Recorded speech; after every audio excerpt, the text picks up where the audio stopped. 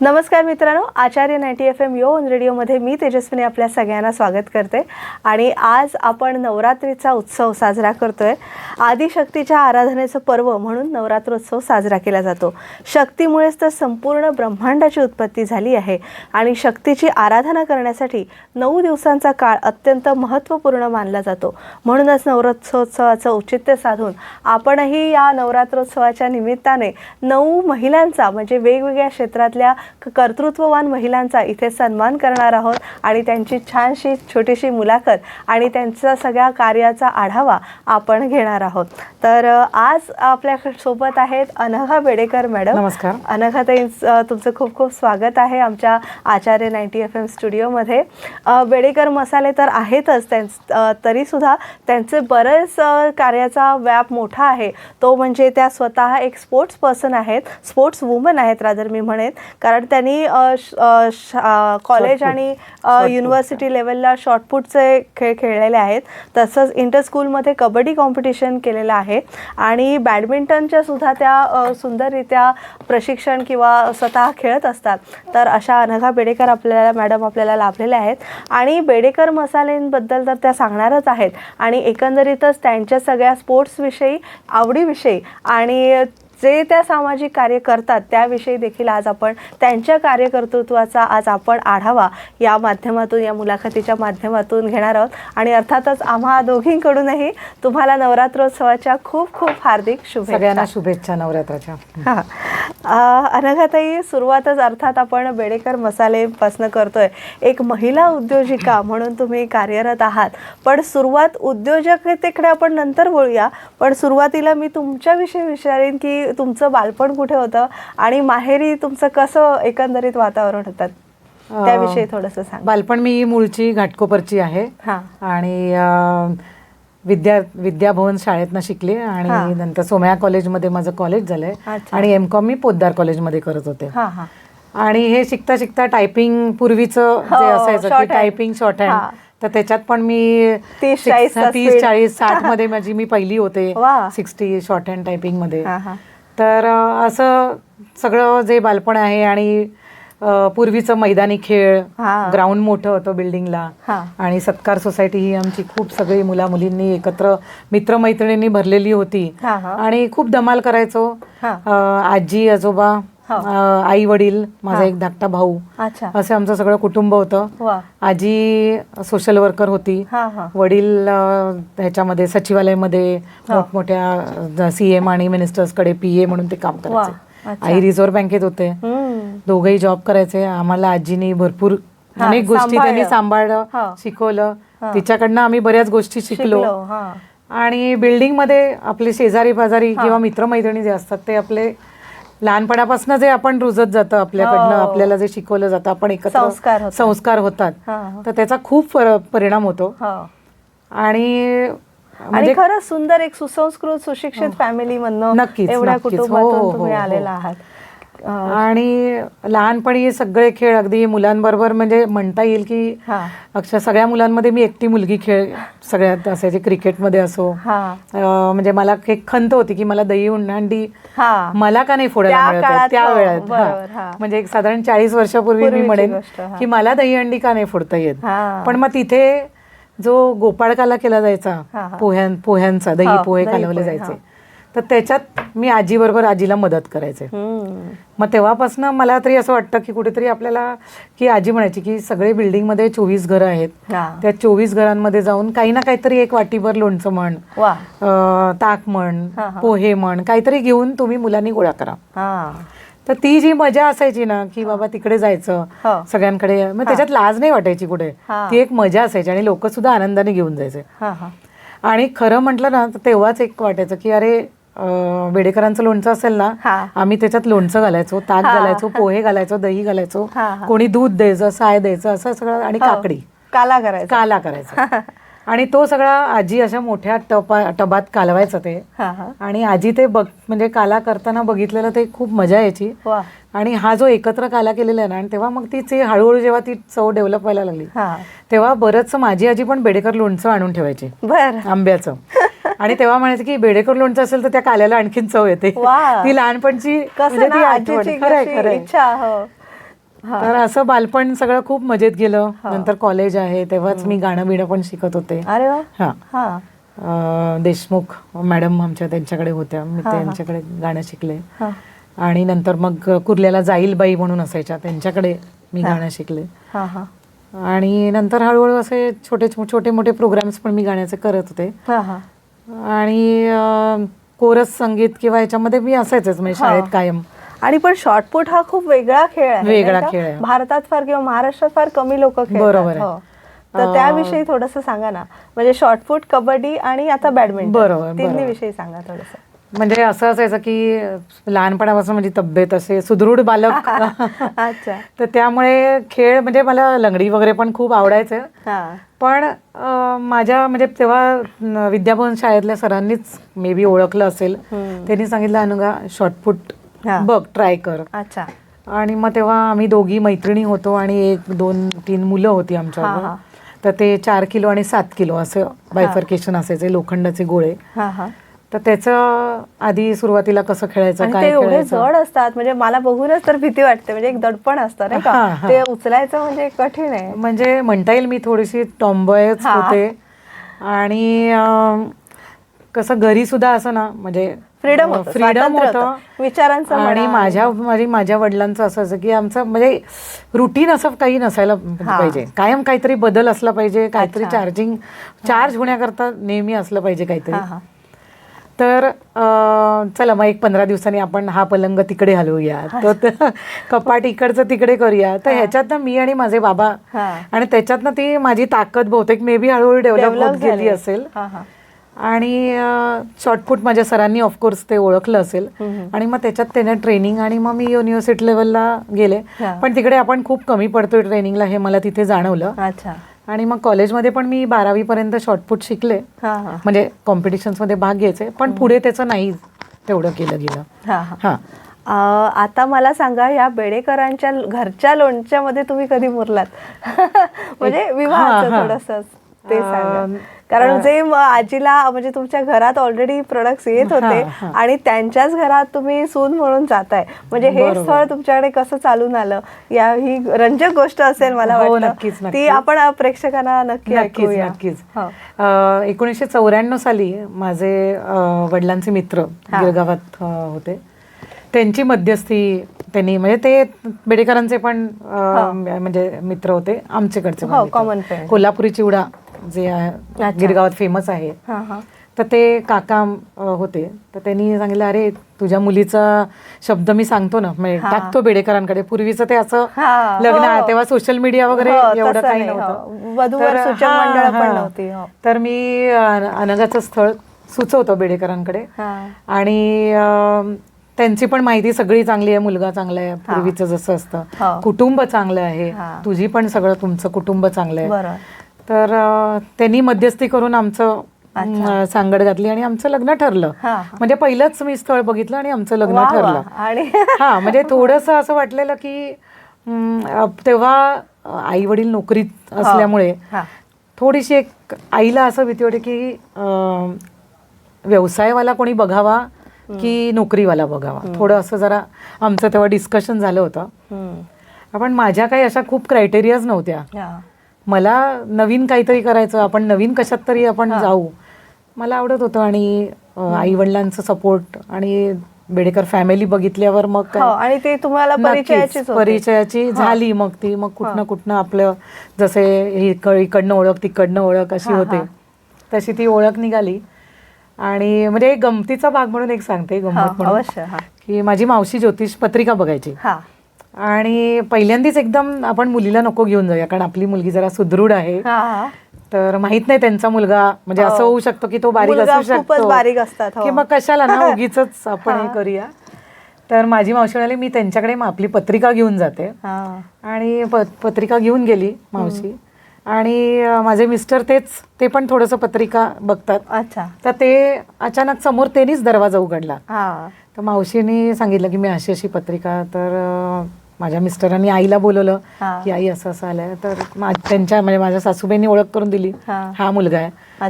तर माझी मावशी लगेच म्हणाली, अरे तुमचा म्हणजे जोडी जमण्यासारखी आहे. बरोबर. दोघही सुदृढ एकदम एकमेकांना साजेसे आहेत. लक्ष्मीनारायणाचा जोड आहे थोडक्यात.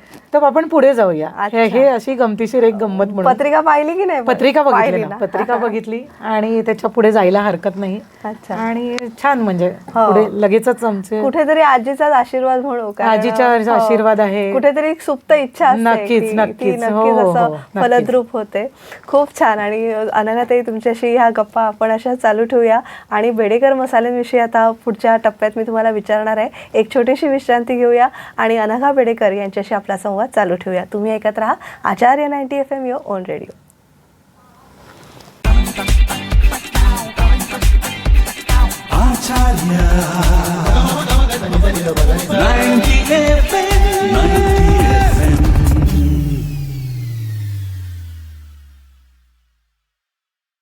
तुम्हा सगळ्यांचं पुन्हा एकदा स्वागत. तुम्ही ऐकत आहात आचार्य 90 FM युअर ओन रेडिओ. आणि आज आपण नवरात्रोत्सवानिमित्तानं अनघा बेडेकर या महिला उद्योजिका, ज्या मराठी चेंबर ऑफ कॉमर्सच्या महाराष्ट्र व्यापारी पेठच्या असिस्टंट सेक्रेटरी देखील आहेत, अशांची आपण संवाद साधत आहोत. अनघाताई, आता थेट मी बेडेकर मसाले यांच्याकडे एक थोडा मसालेदार करूया आपण आपली मुलाखत. तर मसाल्यांकडे वळते की मला सुरुवातीपासून म्हणजे अगदी ओरिजिन त्यापासून सांगा. म्हणजे तुमचे सासरे, आजी सासरे, त्यांच्या कितवी पिढी आहे त्याविषयी थोडंसं सांगा. VP Bedekar and sons private limited ही जी कंपनी आहे तो आमचा फॅमिली बिझनेस आहे. आणि माझा स्वतःचा स्वच्छंद क्रिएशन्स म्हणून स्वतःचा ब्रँड आहे. आणि त्याच्यात म्हणजे स्वच्छंद क्रिएशन्स बद्दल एक दोन शब्द बोलते की त्याच्यात मी वेगवेगळ्या इव्हेंट्सला, कुठल्याही इव्हेंट्सना तुम्हाला कन्सल्टन्सी पण देते आणि प्रोडक्ट्स पण तुम्हाला सप्लाय करते, तुमचे कस्टमाइज प्रोडक्ट. आणि काही त्याच्यात प्रोडक्ट्स असे आहेत जे युनिक सांगता येतील की मी डिझायनर टेबल, टीपॉय किंवा आपले चौरंग ते तुम्हाला डिझायनर ज्या प्रमाणे तुम्हाला हवंय तसं. आणि केळीचे खांब आपण जे पूजेसाठी आपल्याला नेहमी प्रॉब्लेम असतो की केळीचे ते लपकतात, बांधताना खूप त्रास होतो, तर त्याचे मी स्टँड बनवून घेतलेले आहेत. आणि ते गेले 4 वर्षापासून खूप हिट जात आहेत. आणि त्याची सुरुवात केलेली आहे. आणि त्याचं एक गुरुजींनीच म्हणजे देवधर गुरु श्रीराम देवधर म्हणून होते, त्यांनी मला त्याबद्दल आयडिया दिली. ते वापरायचे. त्यांनी मला सांगितल्यावर फक्त की असं मी वापरतो, पण मला कोणी करून देणारं भेटलं नाहीये. तर म्हटलं मी ट्राय करते. आणि असं 4-5 वर्षापूर्वी असं विषय निघाला आणि ती सुरुवात झाली. आणि आता खूप छान त्याला प्रतिसाद आहे. तर हे स्वच्छंद क्रिएशनचे जे प्रोडक्ट्स आहेत ते तुम्ही रजिस्टर करत असाल ना? म्हणजे रजिस्टर माझं उद्योग सखी म्हणजे उद्योग आधार कार्ड आहे त्याचं, स्वच्छंद ह्याच्यामध्ये रजिस्टर. कोणी कॉपी करू नये किंवा ते पण आहे. हो, ते रजिस्टर केलेलं आहे. आणि बाकीचे मग कस्टमाइज जसं तुमची गरज असेल इव्हेंटच्या दृष्टीने, पैठणीचं तुम्हाला हवं असेल तर सगळे पैठणीचं तुम्हाला मी करून देऊ शकते. बाकी काही आणखीन हवे असेल पॅकिंग गिफ्ट हॅम्पर, तर ते सगळे कुठल्याही इव्हेंटला, असं इनॉग्रेशन पासून म्हणजे अगदी मी जन्मापासून मृत्यूपर्यंत कुठल्याही इव्हेंटला. आणि आपल्याकडे किती समारंभ होतात, लग्न, मुंज, साखरपुडा आणि समारंभ सुचवणं हे सुद्धा मला आवडेल. आणि ते काही मी सुचवते. बरं, एक झलक ऐकवा ना आमच्या महिलांना. आत्ताच एक एक्झिबिशन झालं चित्तपावन ब्राह्मण संघात आणि एक खूप छान एक्झिबिशन भरवलं. ते कसलं तर विनोदी पाट्यांचं एक्झिबिशन. पुणेरी पाट्या नाही म्हणणार मी, विनोदी पाट्या म्हणूया आपण त्याला. तर त्याचा एक्झिबिशनला इतका सुंदर रिस्पॉन्स मिळाला. आणि लोकांनी त्याच्यासाठी मला विचारणा केली की या एक्झिबिशनचे तुम्ही आमच्याकडे हे एक्झिबिशन भरवाल का. तर आम्हाला पण देखील म्हणजे नक्कीच त्याचा विचार करत आहोत आम्ही की तर असं काहीतरी एक वेगवेगळ्या इव्हेंट्स हे करणं. मध्ये आता ती जोड पण लागते आपल्याला, त्याची साथ पण लागते आपली आजूबाजूची टीम. मध्ये एक आम्ही आम्रपंगत ब्राह्मण सभेत केली, आमरसपुरी. तर ते आपण बोलूया थोडं त्याचे डिटेल वगैरे. हो चालेल. बेडेकर कंपनीच्या इथे मी येते. बेडेकर 1910 साली VP बेडेकर अँड सन्सची स्थापना झाली. आणि आत्ताची जी पिढी आहे, विक्रम बेडेकर हा माझा मुलगा, त्याची 5वी पिढी आहे. माझे मिस्टर मांदार बेडेकर इथे डायरेक्टर आहेत. अजून देखील 2 माझे दीर, अजित बेडेकर, अतुल बेडेकर हे पण आहेत त्याच्यात. आणि सर्वात मोठे म्हणजे माझे काका, जे सासरे, चुलत सासरे आहेत, ते वसंत बेडेकर या कंपनीत सर्वात मोठे वयाने आहेत ते इथे. आणि हे सगळे मिळून VP बेडेकर अँड सन्स ची कंपनी त्यांच्या अंडर सगळी आणि केवढं किती छान, किती पुण्याई किती चांगली असेल की 5 पिढ्या या क्षेत्रात आहेत आणि सगळे तुम्ही आता आपण फक्त नवरा बायको आपली मुलं एवढंच बघतो. विभक्त कुटुंब पद्धतीमध्ये आज तुम्हाला तुमच्या कुटुंबाचा आदर्श ठेवला पाहिजे. फार कमी फॅमिलीज आहेत जशा की आपल्या विकोचे पेंढारकरांची फॅमिली, तुमची फॅमिली, की जॉईंट कुटुंबामध्ये अगदी उत्तम प्रकारे व्यवसाय तुम्ही सांभाळत आहात आणि खूप छान, आणि हा आदर्श आहे तुमच्या. आणि खरंच मला सांगायला आवडेल की जॉईंट कुटुंबामध्ये आपली मुलं कशी वाढतात हे आपल्याला कळत नाही. आपण बरंच काही काही करू शकतो कारण आपल्याकडे आजी, सासूबाई, काकू, कोण ना कोणतरी मुलांना सांभाळणारे, संस्कार देणारे असतात. आणि हे खूप महत्वाचा भाग आहे की आजीनी आणि आजोबांनी संस्कार त्यांना देणं, त्यांच्यावर काहीतरी की मी बिंदास त्यामुळे बॅडमिंटन खेळायला जाऊ शकायचे, बाकीच्या कुठल्या समाजात काही वेगळ्या सामाजिक कार्य करू शकायचे का, तर माझ्या सासूबाई घरी होत्या किंवा त्या सांभाळायला आहेत, माझ्या चुलत सासूबाई आहेत, माझी नणन आहे, म्हणजे मी बिंदास असेल. घरच्यांचा आधार हा मोठा आधार असतो. नक्कीच. आता सुद्धा आम्ही हाक मारली ना तर 22 जण एकत्र असतो. आम्ही साधारण आमची बेडेकर चाळी आहेत गिरगावात आणि त्या बेडेकर ज्या बिल्डिंग्स आहेत तर त्याच्यात आम्ही 3रा आणि 4था मजला आम्ही एकत्र राहतो आणि आम्ही सगळे एकत्र असतो. आणि सगळे सण समारंभ, सगळे सुख दुःख वाटून घेण्याचा एक छान, नक्कीच खूप फरक पडतो कुटुंब, एकत्र कुटुंब पद्धती असेल तर. आणि VP Bedekar and sons company जी आहे ती, त्याची सुरुवात खूप एक मजेशीर आहे. म्हणजे हे पुस्तक माझ्या आजी सासऱ्याने लिहिलेलं आहे, त्याच्यात माहिती कळली. काका जे असं आहेत ते सांगतात, इथूनच कळलेली आहे. आणि आमच्या सासूबाई ज्या सांगायच्या त्या, तर असं होतं की आधी किराणा मालाचं दुकान होतं. अच्छा. सगळं अगदी धान्य, कडधान्य, सगळं तेल, तूप वगैरे सगळं किराणा मालाचं दुकान. तर ते चालू केलेलं होतं आणि माझे आजी सासरे होते ते त्या दुकानात लहानपणापासून तिकडे मदतीला, आपल्या वडिलांना मदत केली पाहिजे म्हणून ते तिकडे वडिलांनी त्यांना सांगितलेलं तू इथे मदत करायची. आणि त्यांनी तिथे लहानपणापासून मदत केल्यानंतर तर त्यांना कुठेतरी ते आजारी पडलेले एकदा आणि वडील त्यांचे गावाला गेले होते आणि त्यांच्या तोंडाला चव नव्हती आणि त्यांची तब्येत खालावली होती. तर एका आजीनी त्यांना असं लोणचं आणून दिलं. की तू हे लोणचं खा, तुला तोंडाला चव येईल. लिंबाचं लोणचं त्यांनी दिलं होतं बहुतेक. तर तुला तोंडाला चव येईल आणि तू लवकर बरा होशील असं त्यांनी सांगितलं. गोड लोणचं आपलं. तर त्यांनी ते लोणचं खाल्लं आणि अक्षरशः त्याच्यामुळे त्यांना तोंडाला चव आली आणि त्यांची तब्येत सुधारायला लागली. तर ते म्हणाले की मला कोणीतरी असं भेटलं की बाबा तू तर इथे मुंबईत अनेक जण आहेत की त्यांचं कुटुंब सगळं गावाला आहे आणि इथे फक्त ते नोकरी, व्यवसाय, धंद्यासाठी ते येतात. तर इथे त्यांना पण काहीतरी असा प्रॉब्लेम येत असेल, मग हा व्यवसाय आपण का नाही चालू करू. तर हा जो विचार आहे ना की दुसऱ्यांचा विचार करून की आपण हे त्यांच्यासाठी पण उपयोगी, तर मे बी तो अण्णा म्हणायचे त्यांना, त्या अण्णांचा तो त्यांनी त्या विचाराने त्यांनी चालू केली, बेडेकर लोणची चालू केली. आणि मग त्या दृष्टीने मग कोणी गुरे मग मसाले का नाही करत, हे असं जे सुरुवात झाली एकात एक मग उपयुक्त मग ते. आणि पहिल्यांदा दुकान आणि म्हणजे पुढे दुकान मागे मकान असं जे असायचं, तर त्या दृष्टीने हे चालू केलं. आणि हळूहळू त्यांची दूरदृष्टी होती, एक संधी पण मिळत गेली. त्यांनी एक बिल्डिंग घेतली गेली असं. तर अशा बिल्डिंग्स पण आहेत आपल्या.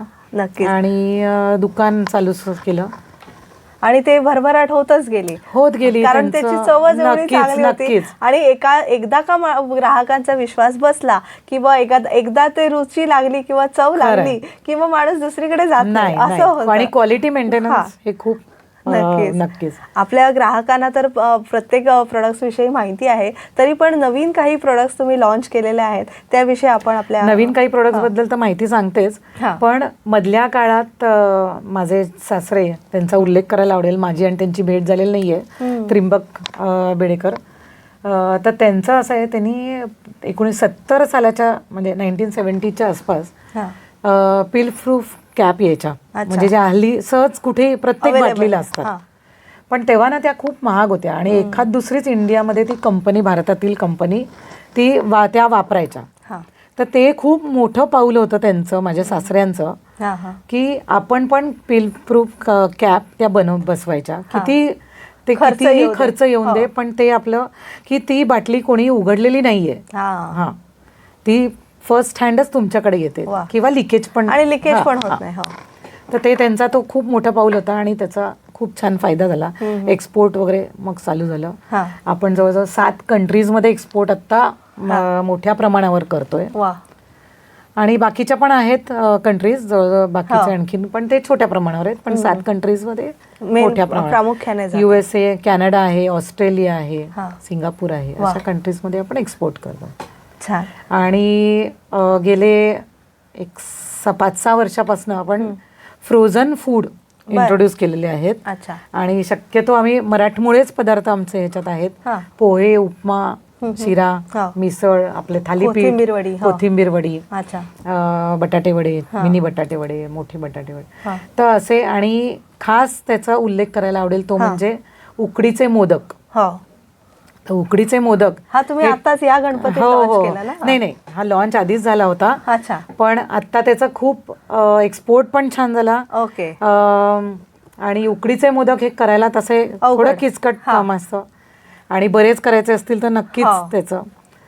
आणि त्यामुळे उकडीचे मोदक हा सुरुवात जी केली, ह्याच्यात सगळं R&D मी श्रेय जास्ती करून माझे धीर अजित बेडेकर यांना देईन, कारण त्यांनी हे सगळे प्रोडक्ट्स आहे फ्रोझन फूडचं. आणि कन्सेप्टच किती युनिक आहे. हो, नक्कीच. कारण आपण उकडीचे मोदक असं विचार करत नाही की बुवा ते टिकतील का, ते सारण प्रॉपर झालं पाहिजे. बरोबर आहे, सगळ्यात जम बसला पाहिजे, भट्टी जमली पाहिजे ती. आपण BMM जे बृहन महाराष्ट्र मंडळ जे US ला असतं जर 3 वर्षांनी, तर त्याच्यात गेली 2 वर्ष आपण फूड पार्टनर म्हणून आपण आहोत. आणि फ्रोझन फूड्स, उकडीचे मोदक 2 वर्ष आपले तिकडे तिकडे होते. आणि या वर्षी आपण ऑल ओव्हर महाराष्ट्र देखील उकडीचे मोदक आपण आणि बाहेर देशाचं महाराष्ट्र मंडळ म्हणा किंवा मराठी लोक खूप प्रमाणात आहेत. आणि त्यांना जर असं सकस घरचं आणि असं पौष्टिक मिळालं तर सगळ्यांना आवडच आहे. नक्कीच. आणि उकडीचं मोदक हा आवडीचा विषय, मराठी माणसाचा उकडीचा, आणि तो सगळ्यांनाच आणि तो अमेरिकेत मिळणं म्हणजे किती छान. आणि सगळ्यांनाच करता येत नाही, ती तशी केलंच नाही. तर उकडीचं मोदक आता जवळजवळ आपले 1.25 लाख मोदक एक्सपोर्ट झाले गणपतीच्या आधी. आणि मुंबईत आणि महाराष्ट्रामध्ये जवळजवळ 2 लाखच्या वरती मोदक आपले या गणपतीत खूप छान प्रतिसाद मिळाला. बाप्पा पावला म्हणायला हवं. नक्कीच. म्हणजे मेहनत आहे, काय परिश्रम आहेत, कष्ट आहेत त्यामागे. त्यामुळे सगळं म्हणजे म्हणून ही आपल्याला बेडेकर मसाले ब्रँड नेम दिसतं असं आहे, पण त्या ब्रँडच्या मागे किती माणसांची मेहनत आहे, चिकाटी आहे, सातत्य आहे, हे तुमच्या बोलण्यातनंही दिसतंय. आणि तुमच्या प्रॉडक्ट बद्दल एक असलेली ममत्व, म्हणजे भले तुमचा फॅमिली बिझनेस असू दे, पण तरी सुद्धा तुम्हाला त्यात किती कळकळ आहे. कारण तुम्हाला कळकळ असेल मग ते ग्राहकांमध्ये ते प्रतिबिंबित होतं, असं आहे. आता फ्रोझन फूडचा मला आता तुम्ही उल्लेख केला, ते जरा राहतात का, म्हणजे ते चांगले राहतात का? 6 महिन्याची त्याचा शेल्फ लाईफ असतो. पण चवीत बदल होतो का? नाही, अजिबात नाही. याच्यात कुठलेही प्रिझर्वेटिव्ह पण नाहीत. चवीत बदल होत नाही. आणि जस्ट काही गोष्टी तुम्ही फक्त मायक्रोवेव्ह करायच्या आहेत, जे काही आहेत ते, काही ऍडिशन पण नाही करायचे. काही गोष्टी आहेत ज्या तुम्हाला तव्याला, म्हणजे थालीपीठ वगैरे आहे ते तुम्हाला भाजायचं आहे, किंवा काही गोष्टी आहेत ते वडे वगैरे आहेत, साबुदाणा वडा, बटाटा वडा, तो तुम्हाला परत तळायचा आहे.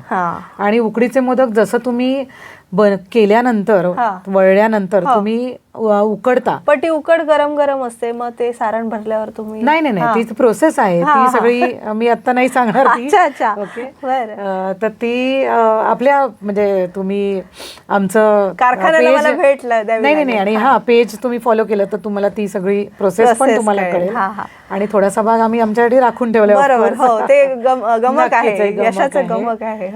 पण आणि नमकीन्स पण आम्ही चालू आहेत आमचे. बाकरवडी आहे, हो, बाकरवडी आहे, भडंग चालू केलेले आहे, बरेच प्रकारचं आहे. आणि ही पण अगदी लसूण चटणी आधीपासूनच आहे, सुकं खोबरं चटणी वगैरे.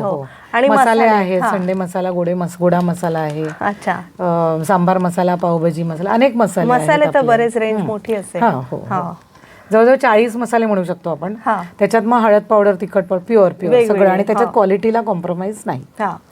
मिश्रण नाही किंवा नाही, काही नाही, आहे. नाही. बरं, खूप तर छान. हा प्रवास आहे असा. बेडेकर कंपनीचा. आम्ही त्याच्यात आहोत, हेच आमचं हा. सौभाग्य आहे. खरंच. आणि 5वी पिढी छान काम करते. हा त्यांना त्याच्या सिनियर्सचा सगळ्यांचा गायडन्स मिळतोय. हा हा म्हणजे आधी कसं असायचं, आता हा. कसं आहे आणि आता काय करायला हवंय, हो तर हे सगळेच कॉन्ट्रीब्युशन आणि हा खूप छान प्रतिसाद मिळतोय. हो. पण एवढे सगळे प्रोडक्ट्स, एवढे सगळं एक्सपोर्ट करणं, शिवाय इथलं इंडियामधलं पण क्राऊड हँडल करणं, हे सगळं कसं म्हणजे टीम manage आहे करता? ती Team आहे. सगळी.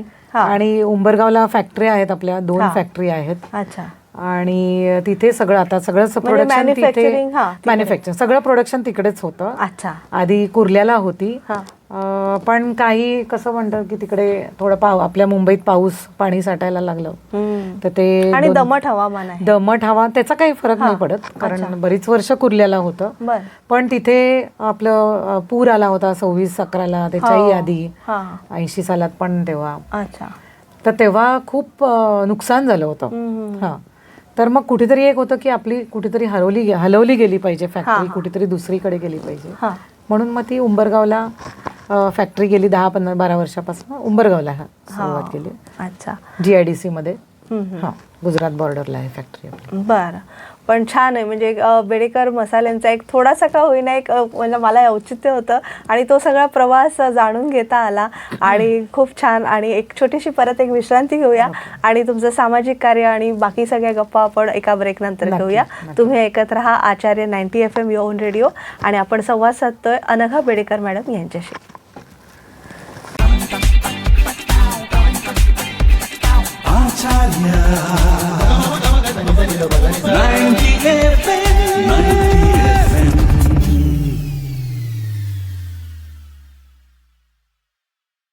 पुन्हा एकदा स्वागत. तुम्ही ऐकत आहात आचार्य 90 FM युअर ओन रेडिओ आणि आज आपण नवरात्रोत्सवानिमित्त महिला उद्योजिका अनघा बेडेकर यांच्याशी संवाद साधतो आहोत, ज्या मराठी चेंबर ऑफ कॉमर्सच्या असिस्टंट सेक्रेटरी म्हणून देखील काम पाहतात.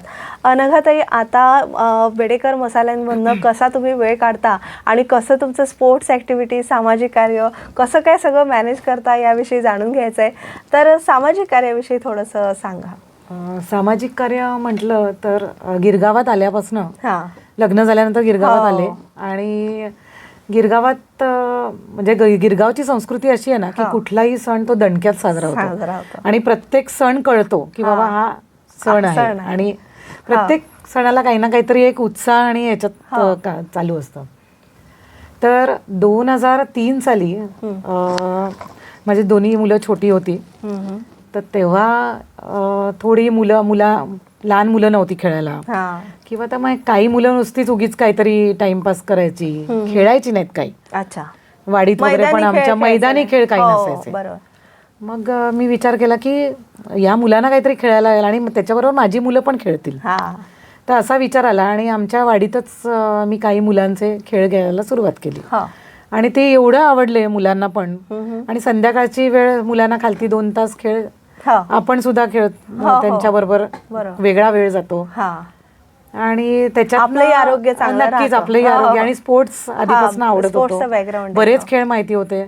म्हणजे मी जवळजवळ शाळेत असताना 1 महिन्याचं 2 महिन्याचं पुण्याला ह्याचं महाराष्ट्र मंडळाचं ट्रेनिंग पण त्याच्यात आम्ही बरेच गेम्स शिकलो, हॉकी वगैरे बरेच गेम्स शिकलो. त्यामुळे सगळ्या गेम्सची माहिती पण होती. तर त्याचं काहीतरी मुलांना पण उपयोग होईल, माझ्या मुलांना पण उपयोग होईल. तर हे एक सांगड घालून मी त्या मुलांचे खेळ वगैरे घ्यायला लागले. आणि मग त्याच्यानंतर वाटलं की नुसते 2 तास काय घ्यायचे, की ह्या मुलांना काही लोकांना माहित पण नाही शूलेस कशी बांधायची, किंवा अरे आपलं ताटवाटी भांड आपणच धुवायला पाहिजे, किंवा असं जे आहे ना, किंवा ॲटलीस्ट उचलून तरी ठेवलं पाहिजे. मी म्हणणार नाही की ते विसरून घ्या. तर म्हटलं याच्यात स्वावलंबन हा खूप मोठा भाग येतो की मुलांना तो बरं. आणि 2 तास गेलं, दुसऱ्या दिवशी मुलं घरी तशीच वागतात, परत 2 तास इथे छान वागतात. तर म्हटलं याचं काहीतरी वेगळं केलं पाहिजे आणि हे 2-4 दिवसांची गोष्ट नाहीये. म्हणून मी रेसिडेन्शियल कॅम्प सुरुवात केली आणि 2004 पासून माझे ते रेसिडेन्शियल कॅम्प सुरुवात झाली.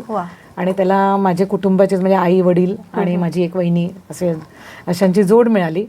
आणि पनवेलला माझं माहेरचं घर आहे, मोठा बंगला आहे, तिकडे जवळजवळ 22 ते 25 मुलं रेसिडेन्शियल कॅम्पला 8 दिवस तिथे राहतात. अच्छा. हां. अच्छा. आणि मग तिथे अगदी सकाळी 6 वाजता उठून त्यांना पहिलं योगासनं, लेझिम, मग नंतर काही सूर्यनमस्कार वगैरे, आणि कसं म्हणता येईल काही आर्ट अँड क्राफ्ट किंवा दुसरं काही कोणी लेक्चर्स आहे, कीर्तन कसं असावं, तर या सगळ्या अनेक गोष्टी, किंवा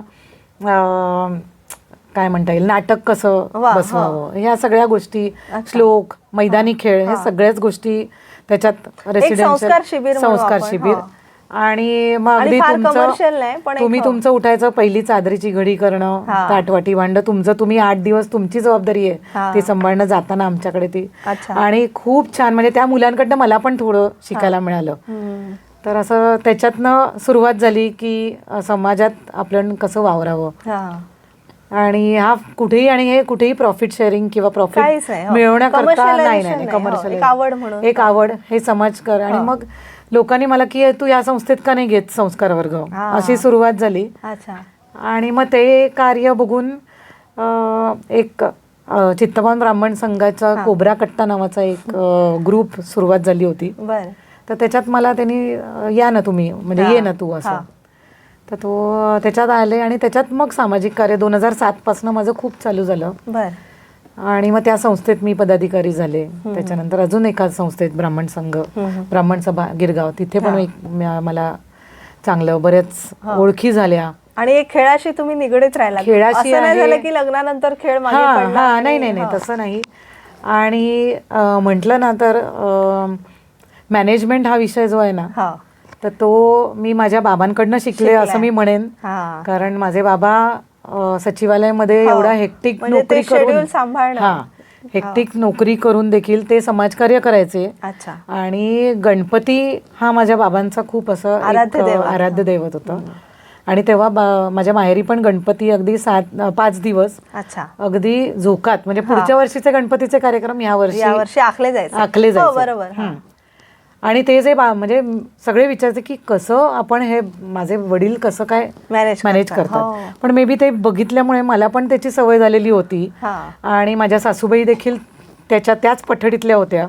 त्यांचं पण जो काही उरका होता गणपती, आणि त्यांचं पण गणपती आराध्य दैवत, ही खरोखर दैवी गोष्ट आहे की मला माहेर आणि सासर कधीच वेगळं काहीतरी जाणवलंच नाही. इथे जेवढं होतं तिथेच तेवढं, अगदी म्हणजे आर्थिक दृष्ट्या किंवा कौटुंबिक दृष्ट्या मला काहीच फरक पडला नाही माहेर आणि सासर मध्ये. हे माझं भाग्य आहे. म्हणजे एकाच अंगणात नक्कीच, खरंच आहे. आणि जेवढी माहेरी मोकळीक होती तेवढीच सासरी देखील तेवढीच मोकळीक आहे, आणि तेवढाच सपोर्ट देखील आहे. तर अशा मी 2-3 संस्थात कामं सुरू करायला सुरुवात केली.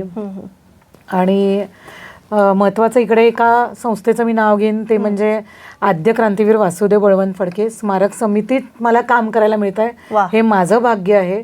कारण एखाद्या क्रांतिकारकाचं काम पुढे चालू ठेवणं किंवा त्याचे लोकांमध्ये प्रसार करणं, तर हे माझं भाग्य आहे की मी त्यांचा प्रसार करू शकते, लोकांपर्यंत पोहोचू शकते त्यांचं काम. त्यांचं मूळ गाव शिरडोण आहे. शिरडोणला त्यांचं स्मृती मंदिर आहे.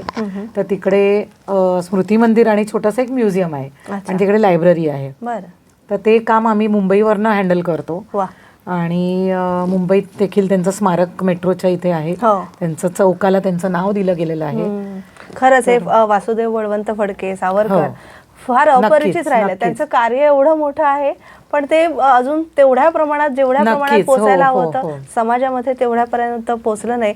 पण तुमच्या माध्यमातून त्याला एक पुनरुज्जीवन म्हणूया, प्रयत्न आहे. आणि तुमची सगळ्यांची साथ त्याच्यासाठी हवी आहे की यांचं कार्य जे काही आहे ते त्यांनी खूप कमी वेळ कार्य केलं. म्हणजे त्यांचा कार्यकालच कमी होता. त्यांना दुसरे शिवाजी म्हणतात. शिवाजींचं पण कार्यकाल कमी होता, तेवढंच त्यांचंही एवढंच होतं. त्यामुळे त्यांना दुसरे शिवाजी म्हणतात. म्हणजे पुण्याला त्यांनी एज्युकेशन संस्था चालू केली. ते ट्रस्टी होते. ते बहुतेक खूप लहान वयात त्यांनी ट्रस्टी होते त्या संस्थेचे. नक्कीच. आणि एक आपण पॉडकास्ट, मला नक्की आवडेल शिरढोणला येऊन हा पॉडकास्ट करायला, नक्की आवडेल. आता मॅडम, मला थोडंसं तुम्हाला असं विचारायचं आहे की आता महिला उद्योजिका या क्षेत्रात येऊ इच्छितात, तर त्यांना तुम्ही काय मार्गदर्शन कराल? मार्गदर्शन म्हणजे आपल्या कसं म्हणता येईल, एक्झिबिशन्स आपण जे मराठी चेंबर ऑफ कॉमर्स तर्फे एक्झिबिशन्स भरवतो, तर त्याच्यात महिलांना प्रेफरन्स तर असतोच. तर तिकडे त्यांना प्लॅटफॉर्म मिळेल नक्कीच. आणि दुसरं एक मी इथे खूप छान त्याच्यात नमूद करायला की आपलं गव्हर्नमेंटनी हल्ली जेम पोर्टल म्हणून एक सुरुवात केलेली आहे, गव्हर्नमेंट ई मार्केट प्लेस. तर त्याच्यात तुम्ही रजिस्टर करा. त्याच्यात तुम्ही रजिस्टर केलं पहिल्यांदा आधी एक तर तुम्ही तुमचा बिझनेस रजिस्टर करा, छोटा असो किंवा मोठा असो, तुम्ही तुमचा बिझनेस रजिस्टर करा. आणि ते खूप सोपं आहे रजिस्टर करणं. आणि तुम्ही जे काही करताय आणि तिथे रजिस्टर केल्यावर तुम्हाला आमचे जे काही वेगवेगळ्या संस्था आहेत, मराठी चेंबर ऑफ कॉमर्स ही एक संस्था आहे, पण त्याचे तुम्ही मेंबर होऊ शकता आणि तुम्ही उद्योजिका म्हणून तुम्ही ते रजिस्टर करू शकता. आणि मग तुम्हाला आमच्या मराठी चेंबर ऑफ कॉमर्सचे जे एक्झिबिशन्स आहेत तिथे तुम्ही भाग घेऊ शकता. तुमच्या व्यवसायाला, तुमच्या उत्पादनाला तिकडे प्लॅटफॉर्म मिळू शकतो. आणि मराठी चेंबर ऑफ कॉमर्सच्या महाराष्ट्र व्यापारी पेठ हे मानबिंदू आहे. महाराष्ट्र व्यापारी पेठ ही जी डिसिल्वा हायस्कूलला 65 दिवसांची पेठ आहे ती आता वेगवेगळ्या ठिकाणी भरत आहे. आत्ताच आपली बोरिवली येथे चालू आहे पेठ. तर अशा तुम्हाला तिकडे प्लॅटफॉर्म मिळू शकतो. आणि जेम पोर्टलमध्ये तुम्ही रजिस्टर करा, ही दुसरी गोष्ट मी सांगेन. तर ह्याच्यातनं तुम्ही आणि मला ते तुम्ही जर असिस्टंट सेक्रेटरी आहात मराठी चेंबर ऑफ कॉमर्सच्या, तर महाराष्ट्र व्यापारी पेठचं कार्य नेमकं कशा पद्धतीने चालतं त्याविषयी म्हणजे तिथे दर महिन्याला जवळजवळ आपली पेठा भरवण्याची म्हणजे एक्झिबिशन्स भरवण्याचं मानस आहे. आणि आमची जी बाकीची टीम आहे ती वेगवेगळ्या ठिकाणी, कोल्हापूर आहे किंवा पुणे आहे, पालघर आहे, नागपूर आहे, इथे ती संघटन करते, तिकडे टीम तयार होते आणि मग त्या टीमला आम्ही एक्झिबिशन कसं भरवायचं याचं गायडन्स देतो. तर ते सगळ्यांना म्हणजे मुंबईचा माणूस पण कोल्हापूरला जाऊ शकेल किंवा असं. त्यामुळे हे डेव्हलप होत आहे आणि महिलांनी नक्कीच त्याच्यात सहभागी नक्कीच झालं पाहिजे. आणि याच्यात थोडीशी मदत मी आता भारतीय जनता पार्टीशी देखील निगडीत आहे. तर हे मुंबईची पदाधिकारी आहे महिला मोर्चाची. तर आमची 2-4 दिवसापूर्वीच त्याबद्दल देखील आमची एक मीटिंग झाली की उद्योग क्षेत्रात आपण कसं पुढे जाऊ शकतो. नक्कीच. तर त्याचा पण उपयोग नक्कीच करू. मुद्रा लोन आहे आणि कमल मित्र ट्रेनिंग प्रोग्राम हा जो आहे हा दिल्लीवरनं एक सर्टिफिकेट कोर्स आहे, तो मी आता मध्ये केला आणि तिथनं ट्रेनिंग घेऊन. तर तो कमल मित्र महिलांसाठी काय काय योजना आहेत, फक्त व्यवसायासाठी नाही पण आणखीन देखील काय बरेच आहेत वेगवेगळे ट्रेनिंग. म्हणजे तुम्ही तुमचं एखादी NGO चालू करायची असेल तर त्याला तुम्हाला काय मदत होऊ शकते किंवा लहान मुलींना काय उपयोग होऊ शकतो योजनांचा, तर त्याच्या योजनांचं ते ट्रेनिंग आहे. 15 योजनांचं तुम्ही देखील करू शकता. त्याचा सर्टिफिकेट कोर्स आहे. तुम्हाला करायचं असेल तर तुम्ही माझ्याशी कॉन्टॅक्ट करा. नंबर तुम्हाला मी नक्कीच देईन, म्हणजे शेवटी सांगेन त्याचं. तर हे पण कार्य चालू आहे. आता एवढं सगळं संपन्न आयुष्य आतापर्यंत तुमचं झालेलं आहे. आता काही गोष्टी राहिल्या आहेत आणि त्या पुढे करायच्या आहेत, असं काही ठरवलेलं आहे का? काही प्लॅन्स की म्हणजे प्लॅन्स करून आयुष्य जगता की जसं आयुष्य येतं त्याला तुम्ही समोर जाता? कशा टाईपच्या आहात तुम्ही? जसं येते ना संधी ती कॅप्चर करा. बरं. म्हणजे प्लॅन तर करायचंच आहे किंवा जी संधी आली किंवा जी संधी येणार आहे ही माहिती आहे आपल्याला, तर आपण त्याला कसं सामोरं जायचं आणि त्याला कसं आपण हे करायचं असं मला वाटतं.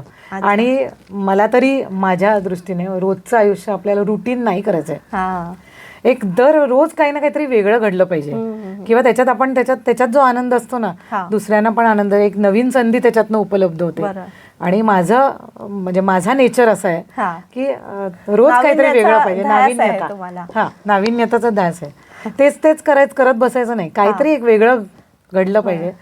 तर जशी संधी येईल तशी मी करत जाईल आणि पुढे देखील माझं असंच आहे की जशी संधी येईल तशी करत जाईन. बघूया. आणि खरंच अनघाताई तुम्हाला खूप भावी वाटचालीसाठी, भावी आयुष्यासाठी खूप सुंदर आयुष्य मिळू दे आणि उकडीच्या मोदकांसारखं गोड आणि चकली बाकरवडीसारखं खुसखुशीत असं खमंग आयुष्य तुम्हाला लाभू दे अशा मी तुम्हाला शुभेच्छा देते.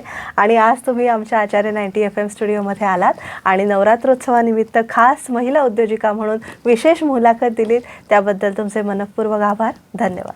धन्यवाद. तर मित्रांनो, आज नवरात्रोत्सवानिमित्तानं आपण महिला उद्योजिका अनघा बेडेकर यांच्याशी संवाद साधला. मी RJ तेजस्विनी इथेच तुमचा निरोप घेते आणि एका नवीन कार्यकर्तृत्ववान महिलेशी आपण पुढील एपिसोडमध्ये भेटणार आहोत. तुम्ही ऐकत राहा आचार्य 90 FM योर ओन रेडिओ. धन्यवाद.